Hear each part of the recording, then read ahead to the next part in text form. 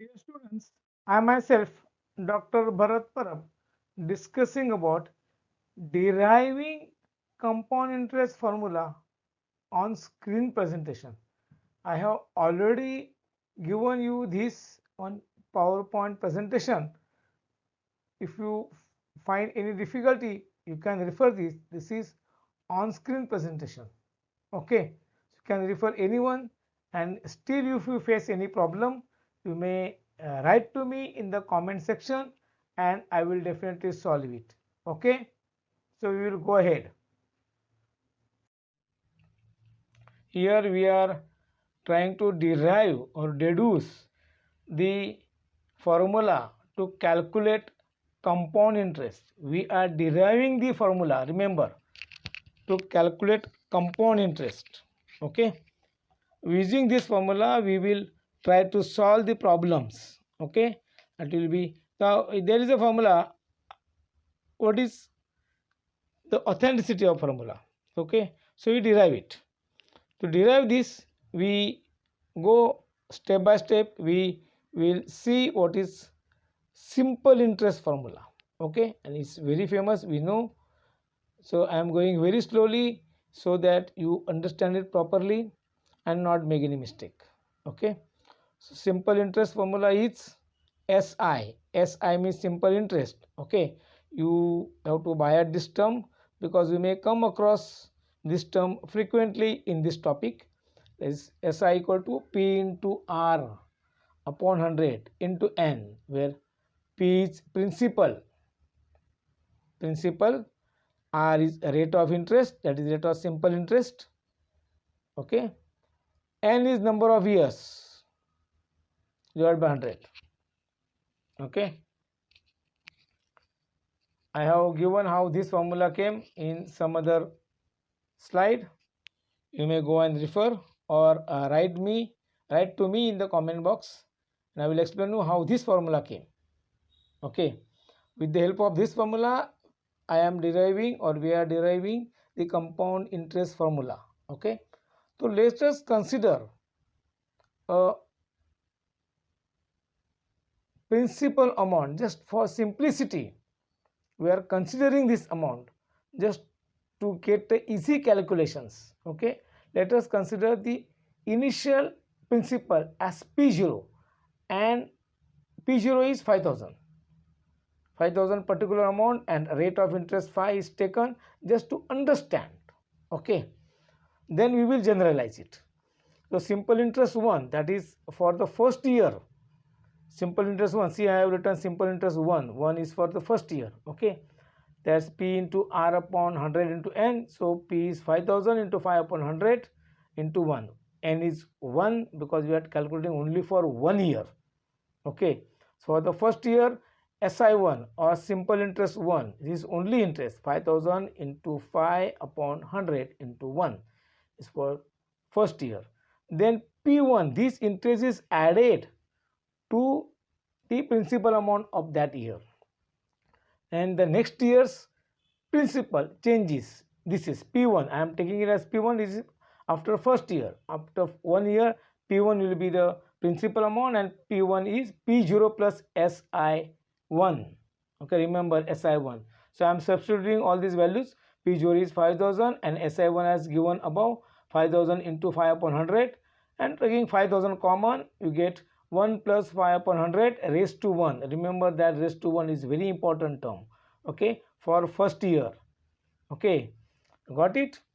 Now this is P1 is new principal for the second year. Remember that fact. Okay, so for the second year, SI2, I have taken that SI2 because it is simple interest for the second year, SI2. Now here principal will be P1 into 5 upon 100. Okay, remember that. Now see this, P1 is this. Okay, now for the second year, principal P2 will be P1 plus SI2. See, this interest is added. Initial SI1 was added to P0 and become P1. Now SI2 is added to the previous principal P1. Okay, the whole becomes P2. Okay, now I am substituting value of P1 that is given above, and P1 plus P1 into 5 upon 100, taking P1 common, 1 plus 5 upon 100. Okay, see, now it has become very simple. This is P2. Now calculating with this P2, we are calculating SI3, simple interest for the third year. Principal is going to change. This is the compounding interest.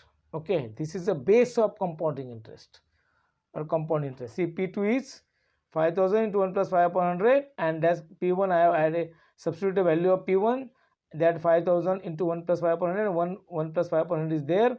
So taking this common, okay, that multiplies and you get 2 here. Okay, for 2 years. This 1 plus 5 upon 100 is common in both. This is multiplied, so that will be squared. Okay, so P2 will be amount for the after the second, at the end of second year will be 5000 into 1 plus 5 upon 100 raised to 2. Remember this 2 for 2 years. Okay, now SI3. Now it has become very simple. Now you will come to know SI3 is P2 into 5 upon 100. Okay, so P3 will be P2 plus SI3. Very simple. Okay, now you are at substituting the values of P2 and SI3.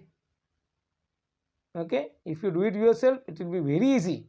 I have explained it in such a manner that anybody will follow it. Okay, so now taking P2 common, you get P2 into 1 plus 5 upon 100. See, 1 plus 5 upon 100 is repeating once again. Every time this is repeating. Now I am putting the value of P2 and see,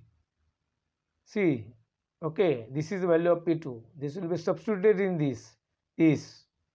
Okay. Now P3, just check what will be P3. P3 will be 5000. Okay. 1 plus 5 upon 100 square. Okay. And again this one more term remains, 1 plus 5 upon 100. Got it? Into 1 plus 5 upon 100. Now this square and this term, they will add naturally, and they will give you 2 plus 1 is 3. The P3 will be 5000 common, 1 plus 5 upon 100 raised to 3. This is for the 3 years. Okay, very simple now. You must have got it before I comment it. Okay, for the third year. Are you getting some connection between this power and the years? For first year it was 1, for 2 years it was 2, for 3 years it was 3. Okay, then Pn, that is for n number of years. 5000 into 1 plus 5 upon 100 raised to n for n years. Remember that. This is not a final formula. We will be generalizing this. This is just to understand. Okay, we will go ahead and generalize it and then remember it properly. Okay, thank you.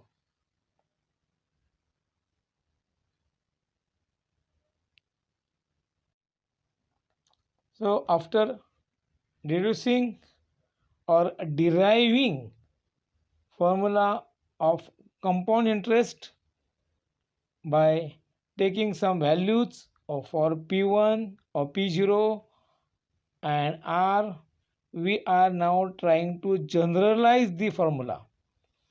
Generalization for compound interest formula will be followed by the same steps, only we will take unknown quantities and not particular quantities. Okay, so let P0 be initial principal. Okay, I am going very slow just for you to understand it. Now it has become very simple. Now R is a rate of interest and N is number of years. Okay, we are going to follow the same steps.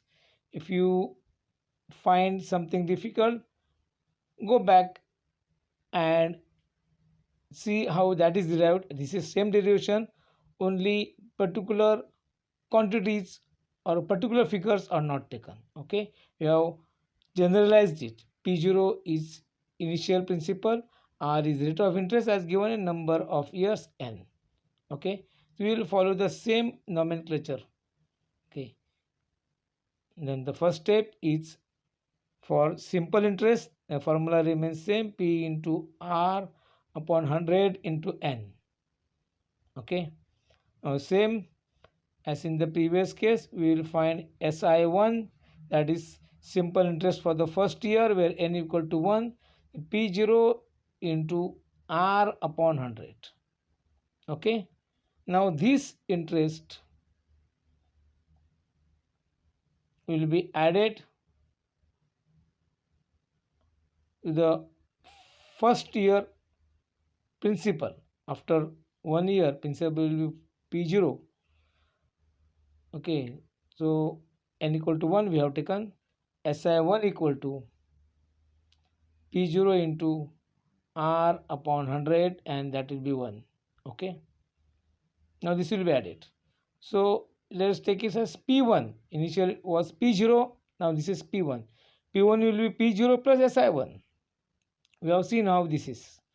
Okay, so we put the values here. P0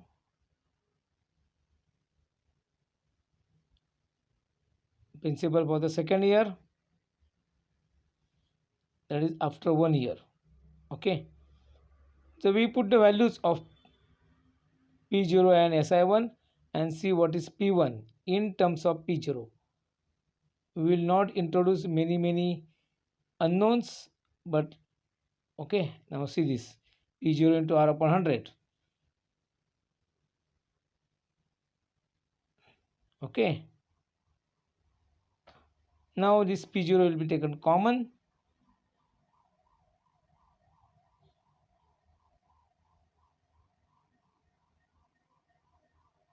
P0 common, and 1 plus R upon 100 will be in the bracket.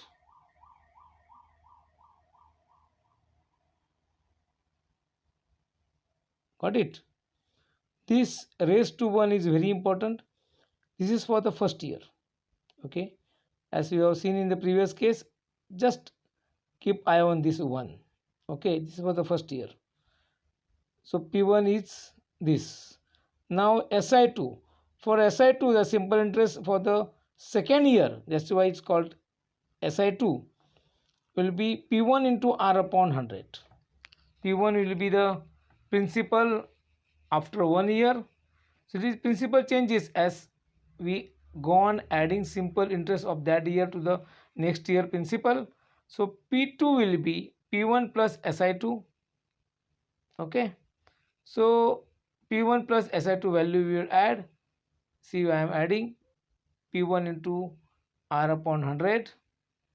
Now I am taking P1 common and into bracket 1 plus R upon 100.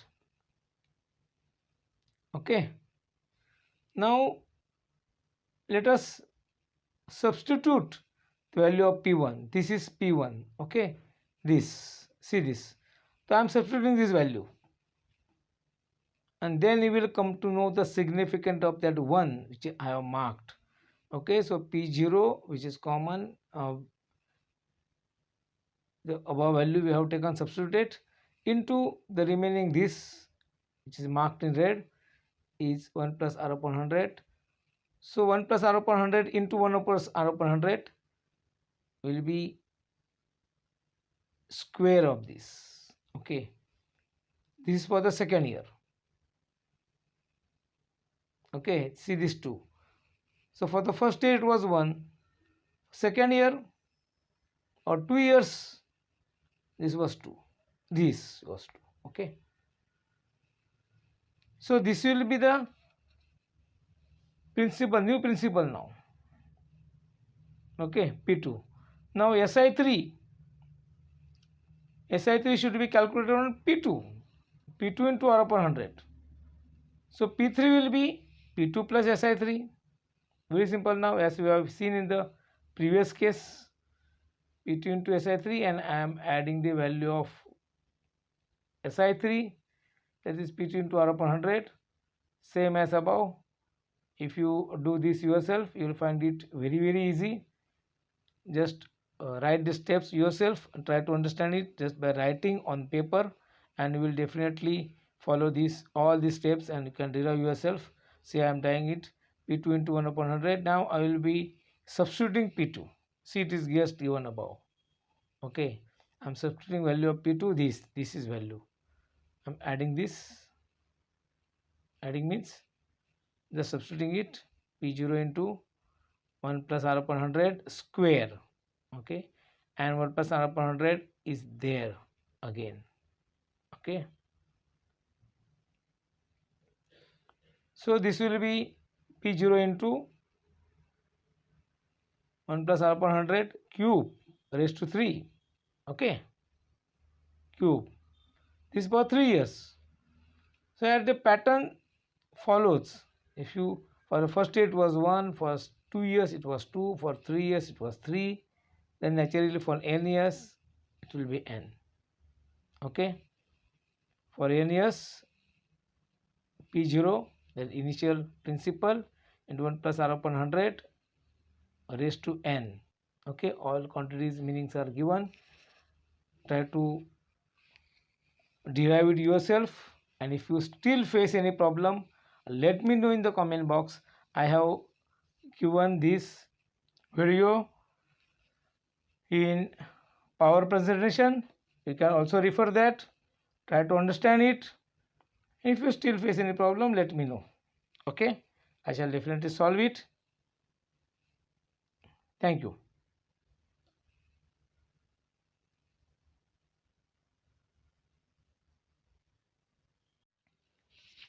Now consider a case where interest is compounded not yearly but half yearly, or after 6 months.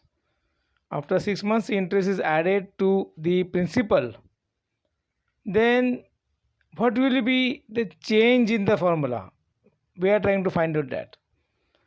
So let us take an example. See, compounded or added half yearly. Then let us take an example where P0 equal to 10,000. Just for simplicity or to understand is in a better manner, we take P0 10,000, R equal to 8%. Okay, and N let it be 1 year. Okay, then we have interest I equal to P into R upon 100 into N. So we substitute values here. P is 10,000 into 8 divided by 100 into 1.